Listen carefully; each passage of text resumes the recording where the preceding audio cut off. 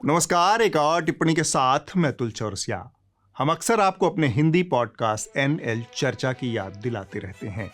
अगर आपकी रुचि समसामयिक घटनाओं और राजनीतिक सरगर्मियों में हो तो आप चर्चा को जरूर सुनें और अपनी सलाह हमें दें। यहाँ समय की कोई पाबंदी नहीं होती और किसी वक्ता पर कोई टोका टाकी नहीं करता। लगे हाथ इस वीडियो को भी लाइक और शेयर जरूर कर दें। आपके लाइक और शेयर से हमें ज्यादा से ज्यादा लोगों तक पहुंचने में मदद मिलेगी। कवि कहता है, उस चांद का मुकाबला क्या होगा इस चांद के आगे। कवि आगे कहता है, तौबा ये सादगी, चेहरे पे ताजगी। ये बात उसमें कहा।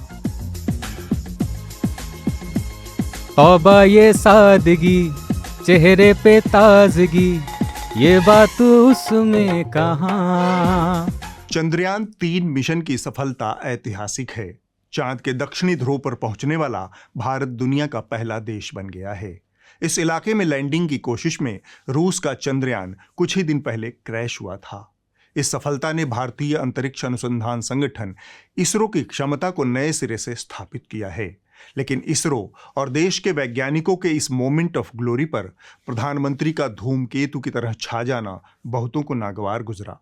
जब हम अपनी आंखों के सामने ऐसा इतिहास बनते हुए देखते हैं तो जीवन धन्य हो जाता है। यहां तक तो बात जैसे तैसे लोगों ने पचा ली, लेकिन तभी प्रधानमंत्री का एक और वीडियो उनकी PR मशीनरी के जरिए फैलाया जाने लगा। वीडियो का मजमून कुछ यूं है कि हाँ मित्र, तेलियरगंज से आ रहे हो तो रास्ते में ममफोर्डगंज से चखना भी लेते आना। जी, आपका तो नाम सोमनाथ और सोमनाथ नाम चंद्र से जुड़ा हुआ है और इसलिए आज आपके परिवारजन भी बहुत आनंदित होंगे। मेरी तरफ से आपको, आपकी पूरी टीम को बहुत बहुत बधाई। यह वीडियो प्रधानमंत्री की तरफ से ट्यूटोरियल है कि फोन पर हमें किस तरह से बात करना चाहिए और किस तरह से नहीं। बहरहाल, इस सफलता ने साबित किया है कि भारतीयों की जिजीविषा के सामने आकाश का विस्तार भी छोटा है। जब भारत चांद पर पहुंचने का पराक्रम बार बार दोहरा रहा है, तब इस बात को हमें रेखांकित करना चाहिए कि भारत को यह कामयाबी ऐसे समय में मिली है जब तर्क और वैज्ञानिक चेतना पर सबसे ज्यादा हमले हो रहे हैं। सियासत का सारा ध्यान एक साष्टांग दंडवत समाज बनाने पर केंद्रित है। यहाँ विज्ञान के उस बुनियादी उसूल पर हमला हो रहा है जहाँ सवाल पूछने की एक स्वस्थ परंपरा रही है। आज जब मुल्क चांद पर पहुंचा है और विज्ञान की जय जय हो रही है, तब हमें कुछ एक मौलिक सवालों से मुठभेड़ जरूर करना चाहिए। उनसे मुंह नहीं छुपाना चाहिए। विज्ञान का पहला कदम क्यों के साथ शुरू होता है। इस क्यों को आधुनिक भारत के रचयिता ने इन खूबसूरत शब्दों में कहा था। जो आजकल मुल्क में कुछ बरसों से जोर दिया जा रहा है साइंस या विज्ञान की तरक्की के लिए, क्यों किया जाता है? क्या इसके माने इतना रुपया इसमें खर्च होता है और एकदम से उससे कोई फ़ायदा नहीं होता? आजकल की दुनिया की तरफ हम देखें वो क्या है, बड़े बड़े मुल्कों की ताकत बढ़ गई है, शक्ति बढ़ गई है। क्यों बढ़ी है? वो बड़े धनी हो गए हैं, हमारा देश गरीब रहा। बड़ी बड़ी उनकी फ़ौजें हो गई हैं, नए नए हथियार उनके हो गए हैं। कहाँ से आएंगे उनके पास? इसलिए आए कि उन्होंने साइंस की या विज्ञान की सेवा की, उसको मौका दिया बढ़ने के लिए और उससे फिर नई नई बातें मालूम हुई। आसमान से बिजली को पकड़ के लाए। बिजली तो हमेशा थी वहाँ, लेकिन इंसान की अक्ल ने बिजली को भी पकड़ के लाए। जब देश में विज्ञान की बड़ी बड़ी बातें हो रही हैं, जब हमारे खबरिया चैनलों के एंकराएं अचानक से कर्मकांड की महिमा छोड़कर विज्ञान की महिमा गा रहे हैं, तब हमें यह असहज करने वाला सवाल पूछना चाहिए कि क्या आज देश में क्यों का माहौल सुरक्षित है? यह हमारे सामने ही हो रहा है जब सवाल पूछने वाले गद्दार, देश विरोधी या विकास विरोधी घोषित किए जा रहे हैं। जो आज विज्ञान की बड़ी बड़ी बातें कर रहे हैं, वो धर्म और परंपरा के नाम पर अंधविश्वासों को नए सिरे से स्थापित करने का संगठित अभियान चलाते रहे हैं। नरेंद्र दाभोलकर, गोविंद पानसारे और कलबुर्गी जैसे तर्कशीलों की ताज़ा ताज़ा हत्याएं इसी विज्ञान विरोधी मानसिकता की देन हैं। चंद्रयान के चांद पर उतरने के अगले ही पल टीवी के पर्दे पर प्रकट होने वाले हमारे प्रधानमंत्री स्वयं अनेकानेक अवसरों पर विज्ञान की इस महिमा का खंडन मंडन करते आए हैं। मुझे लगता है कि दुनिया में सबसे पहली प्लास्टिक सर्जरी शरीर मनुष्य का और माथा हाथी का, गणेश जी का निर्माण। लेकिन मैंने कहा इतने क्लाउड है, बारिश हो रही है, तो एक बेनिफिट है कि हम राडार से बच सकते हैं। कि कर्ण का जो जन्म हुआ था वो स्टेम सेल का साइंस था, टेक्नोलॉजी थी। किसी छोटे से नगर में नाले के पास कोई चाय का ठेला लेकर के खड़ा रहता था, चाय बना करके बेचता था, और वहीं पर उनके एक नाली, गंदी नाली जाती थी। अब इसके दिमाग में कोई विचार आया, उसने उस नाली में, स्वाभाविक गंदी नाली होते वहाँ गैस भी निकलता है तो कभी दुर्गंध आती थी, उसने एक छोटी सी बर्तन को उल्टा करके उसमें छेद करके एक पाइप डाल दी, और जो गटर से गैस निकलता था वो पाइपलाइन से उसके अपने चाय के ठेले में ले लिया, और वो चाय बनाने के लिए उसी गैस का उपयोग करके चाय बनाता था। सिर्फ प्रधानमंत्री ही नहीं, उनकी पार्टी और सरकार में ऐसे लोगों की कमी नहीं जो विज्ञान को पलीता लगाकर कर्मकांड को स्थापित करने का काम लगातार करते आ रहे हैं। भाभी जी पापड़ नाम से एक पापड़ निर्माता ने एक ऐसा ब्रांड निकाला है जिससे कोरोना वायरस से लड़ने के लिए जो एंटीबॉडी डेवलप होने के लिए जो साधन है, खाने के माध्यम से बॉडी में जाएंगे। ये देश वो देश है जिसमें महाभारत में संजय ने बैठ के धृतराष्ट्र को युद्ध में क्या हो रहा था बोल रहा था। तो इसका मतलब क्या है? टेक्नोलॉजी था, इंटरनेट था, सैटेलाइट थी। केवल और केवल गाय, गोमूत्र, गोधन अर्क या गोमूत्र का सेवन करके कोरोना जैसी महामारी पर नियंत्रण पाया जा सकता है। मैंने गौमूत्र से और पंचगव्य से बनी औषधियों से अपने को ठीक किया, अपना कैंसर ठीक किया है। चंद्रयान 3 की सफलता उस भारत की सफलता है जिसने अपनी यात्रा की शुरुआत में ही घोषित कर दिया था कि वैज्ञानिक चेतना, इंसानियत और जिज्ञासु प्रवृत्ति का विकास करना हर नागरिक का दायित्व है। यह हमारे संविधान की धारा 51A(H) का मजमून है। बंटवारे से लगभग ध्वस्त हो चुके भारत को खड़ा करने की तमाम कोशिशों के बीच नेहरू ने विज्ञान का झंडा फहराए रखा। संसाधनों का टोटा था, लेकिन होमी भाभा, मेघनाथ साहा, शांति स्वरूप भटनागर, विक्रम साराभाई जैसे विज्ञानियों को अपने आसपास उन्होंने बिठाए रखा। इसी का नतीजा था कि आज़ादी के महज 10 साल के अंदर वैज्ञानिक अनुसंधान की अनेक प्रयोगशालाएं देश भर में बन चुकी थी। ये रुपया कुछ शायद एकदम से फ़ायदा करता नज़र नहीं आता, लेकिन असल में ये बहुत दूर तक जाता है मुल्क की तरक्की करने में, और जिससे मुल्क के सब करोड़ों रहने वालों को भी फ़ायदा हो। तो बहुत ज़रूरी बात है। इसीलिए पिछले 5-7 बरस में हमने इस पर बहुत जोर दिया, और सारे मुल्क में, बड़े बड़े शहरों में, दिल्ली में, पूना में, कलकत्ते में, मद्रास में, बम्बई में, लखनऊ में और कहाँ जमशेदपुर में बड़े बड़े ये उद्योगशाले कहलाते हैं या नेशनल लेबोरेटरीज, उनको बनाया अलग अलग काम के लिए। साइकिल पर लदे रॉकेट की तस्वीरों के बीच हमें नाले की गैस से बनी चाय की कहानियां सुनने को मिलती हैं। यह डर पैदा करती है कि देश उल्टी दिशा में जा रहा है। विज्ञान में हार जैसा कुछ नहीं होता, असफलता होती है, और यह असफलता भी आगामी सफलता की इमारत में बुनियादी पत्थर का काम करती है। चंद्रयान 2 की असफलता को हम चंद्रयान 3 की सफलता में इसी नज़रिए से देख सकते हैं। लेकिन हमारे नेताओं की टोली बार बार ये डर पैदा करती है कि जो हमारी किस्मतों का फैसला करते हैं वो खुद कितने विज्ञान धर्मी हैं। चंद्रयान 3 की बात आप कर रहे हैं, इसके लिए हम उनको बधाई देते हैं। कल सकुशल वो धरती पर आने का जो टाइम है, आने के बाद उसका स्वागत पूरे देश को करना चाहिए। हम कामयाब हुए और सेफ लैंडिंग हुई, तो जो यात्री गए हमारे, उनको सलाम करता हूं, और हमारा देश एक कदम और साइंस में, स्पेस रिसर्च के अंदर आगे बढ़ा, उसके सभी देशवासियों को बहुत बधाई देता हूं। चंद्रयान का जो सफल लैंडिंग चंद्रमा पे हुआ, इसके लिए नासा के सभी वैज्ञानिकों को हम बधाई देते हैं। इन तमाम नेताओं के सिरमौर बनकर उभरे हैं गोली मारो वाले भैया। इस बार उन्होंने अपने बुद्धि और विवेक को गोली मार दी है। कुल मिलाकर 615 करोड़ रुपया चंद्रयान मिशन पर खर्च हुआ, जो पिछली बार से भी 300 करोड़ रुपया कम है। और यही नहीं रुकने वाले, भविष्य के लिए शुक्र और सूर्य पर जाने के लिए भी तैयारी है। भविष्य के लिए शुक्र और सूर्य पर जाने के लिए भी तैयारी है। अनुराग ठाकुर को अपने घर में जटायु संपाति कथा का आयोजन करना चाहिए। इसके दो फायदे होंगे। पहला, सनातनी परंपरा का विकास होगा और दूसरा, सूरज पर पहुंचने जैसे दिमागी खलल समाप्त हो जाएंगे। संपाति गिद्ध या फिर बाज प्रजाति का था। दोनों भाइयों में सूरज की ओर रेस लगाने की शर्त लग गई थी। इस रेस के चक्कर में संपाति ने अपने पंख जला लिए और फिर पूरी जिंदगी बिना उड़ान के बिताई। नेताजी की भी वही हालत है। किसी दिन पंख कट जाएंगे और उड़ान रुक जाएगी। जो काम सियासत की दुनिया में चल रहा था, वही काम कमोबेश खबरिया चैनलों पर भी जारी रहा। बात विज्ञान की महिमा स्थापित करने की थी।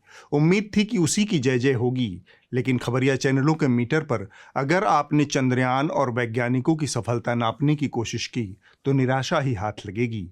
कर्मकांडी बाबाओं का प्रवचन, ज्योतिषियों की मगजमारी इतने बड़े मौके पर भी बेशर्मी के साथ जारी रही। चंद्रमा के साथ अंधकार है और विज्ञान भी कह रहा है कि अभी अंधकार है। जब सूर्य नारायण उदित होंगे तब चंद्रमा पर हमारा विक्रम लैंड करेगा। ऋषि मुनि हुए हैं, धार्मिक जिन लोगों ने हम मनुष्यों को जीना सिखाया है, वो मनुष्यों को कितना बड़ा विज्ञान वो हमारे ऋषि मुनि जानते थे। आज हमारे गौरव के लिए बात है कि जितने भी साइंटिस्ट, वैज्ञानिक देश में विदेश में जो सारी चीजें आज हम लोग एनर्जी, ऊर्जा प्राप्त कर रहे हैं, वो हमारे ऋषि मुनियों की देन है। पंच तत्वों से ही उनका निर्माण होता है। चंदा मामा दूर के, अब चंदा मामा दूर के नहीं है, अब चंदा मामा अपने घर के हो गए, अपने परिवार के हो गए, अपने द्वार के हो गए। और इन तमाम बाबाओं में एक बाबा यह भी है। मैं चाहता हूँ कि इसके पहले की कोई और विचारधारा के लोग, इसके और देशों के लोग वहाँ पे जा करके वहाँ का फिर गजवा हिंद ना बनाए, इसलिए चांद को हिंदू राष्ट्र के रूप में घोषित किया जाए, संसद से प्रस्ताव पास करके, और वहाँ की राजधानी शिव शक्ति पॉइंट को बनाया जाए। भारत सरकार से हमारी मांग है कि इन चचा चक्रपाणी महाराज को सबसे पहले रॉकेट से बांधकर चांद पर भेज दिया जाए, जैसे ये वाले भाईजान पहुंचे थे। इनको चांद पर भेजना इसलिए भी जरूरी है ताकि ये चांद पर बोरा बिछाकर बैठ जाएं और हमारा कब्जा पक्का हो जाए। इनका जिम्मा होगा कि किसी दूसरे देश को चांद पर आने से रोकें, और अगर किसी दूसरे देश का यान चांद की तरफ बढ़े तो उसे ढेला मार मार कर गिरा दें। ये मेरी सलाह है, पर मुझे पता है कि इस सरकार में मुझसे ज्यादा समझदार लोग हैं। उनके पास ढेले से भी ज्यादा कारगर इलाज मौजूद होगा। अब हम रामदेव की बात करेंगे। वैसे तो ये और इनका कुनबा भयानक विज्ञान विरोधी रहे हैं। अगर आपको याद हो तो कोविड के समय में ये महाशय फर्जी तरीके से कोरोनिल नाम की दवा को कोरोना का इलाज बताकर बेच रहे थे। पीआरआई और निम्स के संयुक्त प्रयास से यह संभव हो पाया कि 100 लोगों के ऊपर ये क्लिनिकल कंट्रोल स्टडी की गई। इसका डिटेलिंग डॉक्टर तोमर जी अभी मेरे बाद प्रस्तुत करेंगे। 95 रोगियों ने उसमें भाग लिया। सबसे बड़ी बात ये थी, 3 दिन के अंदर 69% रोगी उसमें रिकवर हो गए, अर्थात पॉजिटिव से नेगेटिव हो गए। यह इतिहास की बहुत बड़ी घटना है। इतना ही नहीं, अंग्रेजी दवाई और एलोपैथी चिकित्सा पद्धति को लेकर इन महोदय ने फर्जी बयानों की पूरी दुकान खोल दी थी। इस चक्कर में बाकायदा इंडियन मेडिकल काउंसिल के साथ उनकी मुकदमेबाजी भी हो चुकी है। एलोपैथी एक ऐसी स्टूपिड और दिवालिया साइंस है कि पहले क्लोरोक्विन फेल हुई, फिर रेमडेसिविर फेल हो गई, फिर एंटीबायोटिक्स इनके फेल हो गए, फिर स्टेरॉइड इनके फेल हो गए, प्लाज्मा थेरेपी के ऊपर भी कल बैन लग गया, और इवरमाक्टिन भी फेल हो गया, और जो है अभी एक बुखार के लिए क्या दे रहे हैं वो फेविफ्लू, वो भी फेल है। जितने भी दवाएं दे रहे हैं, फिर लोग कह रहे हैं तमाशा हो क्या रहा है। लाखों लोगों की मौत एलोपैथी की दवा खाने से हुई है। इस सब के बावजूद खबरिया चैनलों ने भारत के चांद पर पहुंचने के विशेष मौके पर विशेषज्ञ इन्हीं विज्ञान विरोधी रामदेव को बना लिया। भौतिक समृद्धि लोग अध्यात्म जो हमेशा भारत के बारे में जानकारी मांगते हैं, भारत और इसी को हमारे यहाँ भारत में रह करके भी भारत का खबरिया चैनलों के इस दिवालियेपन के तार मीडिया के आय के मॉडल से जुड़े हैं। रामदेव इन तमाम चैनलों को मोटा पैसा विज्ञापन के रूप में देते हैं। इसके चलते चैनल वाले इनके उलझुल बयानों और अवैज्ञानिक अतीत को नज़रअंदाज करते हुए उन्हें चंद्रयान की लैंडिंग जैसे गंभीर विषय पर पूरा मौका देते हैं। बदले में दर्शकों को मिलती है आधी अधूरी अवैज्ञानिक सूचना। मीडिया के इस विज्ञापन आधारित मॉडल को बदलने का एक प्रयास है न्यूज़ लॉन्ड्री। यह अपने सब्सक्राइबर्स की मदद से एक ऐसा मीडिया मंच बनाने की कोशिश है जो विज्ञापन आधारित आय के दबावों से मुक्त हो और देश के आम नागरिकों की मदद से खबरें आप तक पहुंचा सके, ताकि आप भी गर्व से कह सकें मेरे खर्च पर आज़ाद हैं खबरें। चांद पर भारत पहुंचा, लेकिन हमारे हुड़क-चुल्लू ले देकर इस मौके पर भी सांप्रदायिकता, नफरत और विपक्ष विरोध तक ही पहुंच पाए। बहन नाविका कुमार हैं। उन्होंने तिल को ताड़ बनाने की कला में ताज़ा पीएचडी की है। अब अटकलबाजियों की प्रोफेसर बन चुकी हैं। आप स्वयं ही देखिए। पहले नीतीश कुमार से सवाल। सर, आज चंद्रयान की लैंडिंग है। आज चंद्रयान की लैंडिंग होने जा रही है। चंद्रयान 3 की लैंडिंग हो रही है सर। और फिर बहन नाविका कुमार की यह अटकलबाजी। नीतीश कुमार जी हैं, बनना चाहते हैं प्रधानमंत्री, चंद्रयान का पता नहीं क्या है, उनके मंत्री बता रहे हैं कान में। ये तो है हालत इंडिया गठबंधन की। मैंने अटकलबाजी क्यों कहा, इसे भी लगे हाथ जान लीजिए। बहन नाविका यह शो 8 बजे के आसपास कर रही थी और नीतीश कुमार ने चंद्रयान की कामयाबी पर यह ट्वीट 7 बजे के आसपास कर दिया था। 2014 के बाद जब से टीवी पत्रकारिता के दुर्दिन शुरू हुए हैं, इन लोगों को एक खास किस्म की ट्रेनिंग दी गई है, बॉडी लैंग्वेज विशेषज्ञ की ट्रेनिंग। शायद अपने मित्र से कुछ ज्यादा ही प्रभावित हो गई हैं। तथ्य हो न हो, ग्राउंड से कनेक्ट हो न हो, लेकिन एक फ्रेम या फिर एक फोटो के आधार पर अटकलबाजी पूरी। जिसे अटकलबाजी में मजा नहीं आया, उसने चंद्रयान को दी गई बधाइयों में ही अपनी नफरती सांप्रदायिकता की पतली गली खोज ली। भारत की सफलता पे आपने शुरुआत लाइन लिखी चांद मुबारक, क्योंकि मुसलमान वोटों को कुछ करना चाहते हैं। अनुराग भदौरिया जी, ये कारण था? आप इस हुड़क-चुल्लू की हिम्मत की दाद दीजिए। यह एक चैनल के प्राइम टाइम पर धड़ल्ले से कह सकता है कि मुसलमानों को क्यों संदेश दे रहे हैं, मानो मुसलमान इस देश के नागरिक नहीं है। इसे यह भी गलतफहमी है कि उर्दू कोई गैर मुल्की भाषा है। इस अनपढ़ आदमी को नागरी में लिखा गया संदेश भी उर्दू नजर आता है, क्योंकि इसके दिमाग में चापलूसी और कट्टरता के जाले लग गए हैं। चैनलों की कट्टरता और मुस्लिम विरोध इसी तरह से हर मौके पर सामने आ जाती है। अटकलबाजी से भी आगे जाकर एक कीर्तिमान बनाया है देश के सबसे बड़े अखबार दैनिक जागरण ने। इस खबर की जड़ में भी कट्टरता ही है। अखबार ने कथित तौर पर पाकिस्तान पर एक और सर्जिकल स्ट्राइक की खबर पहले पन्ने पर 6 कॉलम में छापी। देश के किसी और अखबार या मीडिया संस्थान को इस हमले की खबर नहीं लगी। हर छोटी बड़ी कामयाबी पर नगाड़ा पीट पीट कर श्रेय लेने वाली सरकार के मुखिया या किसी अन्य नेता ने भी इतनी बड़ी कार्रवाई का जिक्र नहीं किया। लेकिन जागरण ने सनसनीखेज तरीके से यह फर्जी खबर पहले पन्ने पर 6 कॉलम में छापी। सेना ने इस पर बाकायदा बयान जारी कर खंडन जारी किया। उसके मुताबिक इस खबर में कोई सच्चाई नहीं है। हम अखबार को नोटिस जारी कर रहे हैं, क्योंकि अखबार ने न दिल्ली में किसी से इस बारे में पुष्टि की और न ही हमारे जम्मू कार्यालय से संपर्क किया। लेकिन जागरण वह अखबार है जो कोरिजेंडम, स्पष्टीकरण, भूल सुधार आदि से कोसों आगे निकल चुका है। सत्ता के चारणगान के मुखपत्र के रूप में इसकी प्रतिष्ठा इस्पात की तरह मजबूत हो चुकी है। इसलिए इसने ऐसा कोई काम नहीं किया।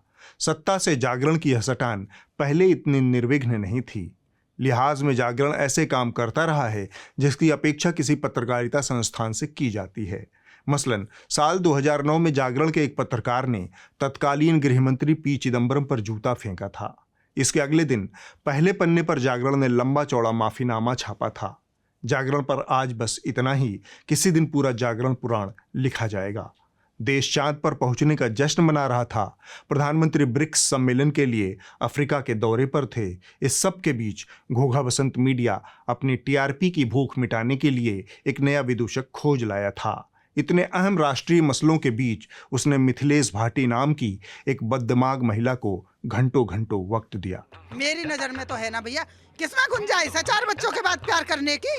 कई में है घर है संभाल ले, बाल कन्या संभाल ले, बुड्ढे बुढ़ियान की कर ले, क्या प्यार कर ले हैं?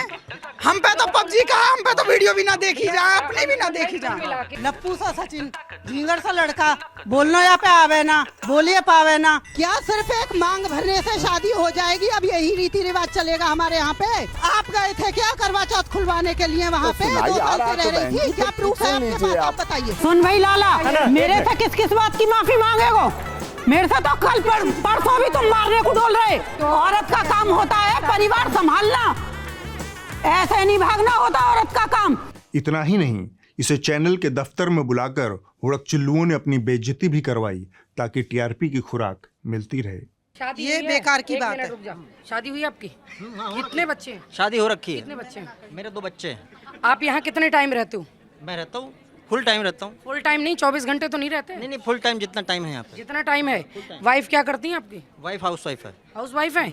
अगर पीछे वो पबजी डाउनलोड करके किसी और के चक्कर में पड़ गई और वो चली जाए तो ये माइक लेके अपने ही सिर को पीटते फिरोगे।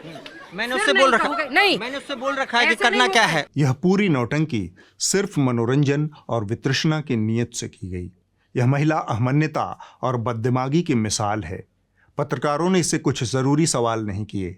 किसी ने इस घटना के सामाजिक पहलू को भी नहीं तलाशा कि आखिर भारत जैसे भयानक मर्दवादी समाज में एक महिला क्यों कर एक पुरुष का अपमान इस धड़ल्ले से कर रही है और बार बार कर रही है। वह सामाजिक पूंजी उसे कहाँ से हासिल हो रही है? भाटी सवर्ण है, सचिन दलित है। जब आप इस नज़रिए से इस प्रकरण की तलाश करेंगे तब आपको समझ में आएगा कि एक बदमिजाज महिला क्यों बार बार किसी का अपमान कर रही है। इसका दूसरा पहलू यह है कि हमारे समाज में लोगों की अपंगता, शक्ल सूरत और जातियों को लेकर बनाया जाने वाला मजाक इतना सामान्य और स्वीकार्य है कि इस महिला को बार बार याद दिलाने के बाद भी इसको अपनी गलती का एहसास नहीं होता। अरे किस बात की सॉरी बोलूं भैया उनसे? मैंने कुछ गलत थोड़ी कहो है। जब कुछ गलत कहूंगी जब ही तो सॉरी बोलूंगी। मैंने कुछ गलत ना कहो और मैं कोई सॉरी वॉरी ना बोलने वाली। इस मामले में मीडिया की भूमिका बेहद अहम थी। यह मीडिया की जिम्मेदारी थी कि वह संवेदनशील तरीके से इस महिला को उसके गलती का एहसास करवाता और उसे बार बार यह गलती करने के लिए उकसाता नहीं। लेकिन इस मीडिया की नीयत ही लहड़ा बटोर मनोरंजन की थी, सो इसने लिहो लिहो करते हुए एक बददिमाग महिला को अपने कंधे पर बिठा लिया, जिसके मुंह को पहली बार सोशल मीडियाई लोकप्रियता का खून लगा था। पिछले 2 महीने से मैं इस प्रहसन पर टिप्पणी से बच रहा था। खैर, पिछले हफ्ते उत्तर प्रदेश के मुजफ्फरनगर जिले से एक दिल तोड़ देने वाला वीडियो सामने आया। यह वीडियो किसी भी संवेदनशील आदमी को अवसाद में डाल सकता है। एक स्कूल की शिक्षिका जो कि स्कूल की मालकिन भी है, उसका नाम है तृप्ता त्यागी। कोई व्यक्ति किस अधिकतम सीमा तक काठ करेजा हो सकता है, यानी निर्जीव हृदय वाला हो सकता है, यह उस सीमा को पार कर जाती है। सही कह रहे हैं जी, पढ़ाई खराब हो।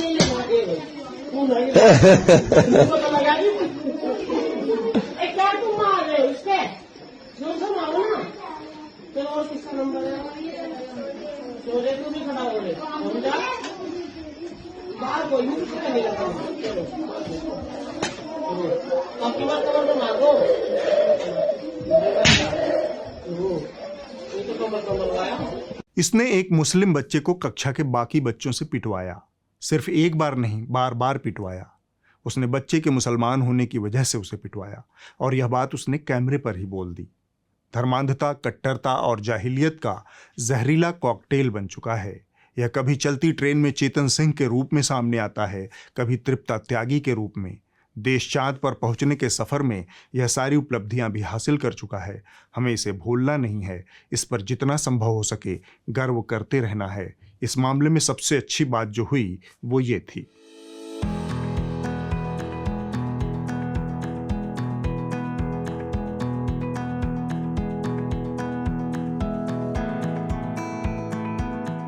बच्चों के दिल मिल गए हैं, लेकिन कानून को अपना काम हर हाल में करना चाहिए ताकि तृप्ता जैसे घामड़ लोगों का दिमाग समय रहते ठिकाने पर आ जाए। अब आप इस हफ्ते की रिपोर्ट देख लीजिए। जो कही जा रही थी बातें कि अंदर में भी सोशल डिस्टेंसिंग का ख्याल रखा जाएगा। ट्रेनें तो खुल दी हैं, लेकिन कैसे? इस हफ्ते की रिपोर्ट खबरिया चैनल आज तक से है। यह कहानी पर्दे के पीछे से चंद्रयान को चांद पर पहुंचाने में लगे तमाम अनजाने अनदेखे चेहरों की कहानी है। इन्हें अपने हिस्से का मासिक वेतन भी पिछले 17-18 महीनों से नहीं मिल रहा। यह लेट लतीफ़ी सालों से चल रही है। इनकी मेहनत पर आज पूरा देश इतरा रहा है। जैसे तैसे हम लोग गुजारा कर रहे हैं। सेविंग वगैरह से पहले का जो सेविंग नहीं लोन वगैरह से। लोन लेना पड़ा है? लोन एक बार लेना पड़ा है। 100%? 100%। हाँ। दूध वाला, बैंक वाला, राशन वाला, स्कूल वाला, लोग आदमी का एक दूसरे से लेना देना पैसा वो भी लोग से है, हाथ पैंच भी होता है। कर्जा लेके इधर उधर से तो फिर कर्जदार जैसे हो गए तो वो जिसका जो देता होगा कर्ज वो भी तो वापस मांगता होगा। हाँ मांगता है, लेकिन अभी है नहीं तो दे नहीं पाते हैं। कल तक कर्ज मिल रहा था, अब कर्ज भी नहीं मिल रहा है। जो गहना गुड़िया है वो भी बिक रहा है। हम अपना वाइफ का मंगलसूत्र तक बेच चुके हैं। अगले हफ्ते होगी एक और टिप्पणी। नमस्कार।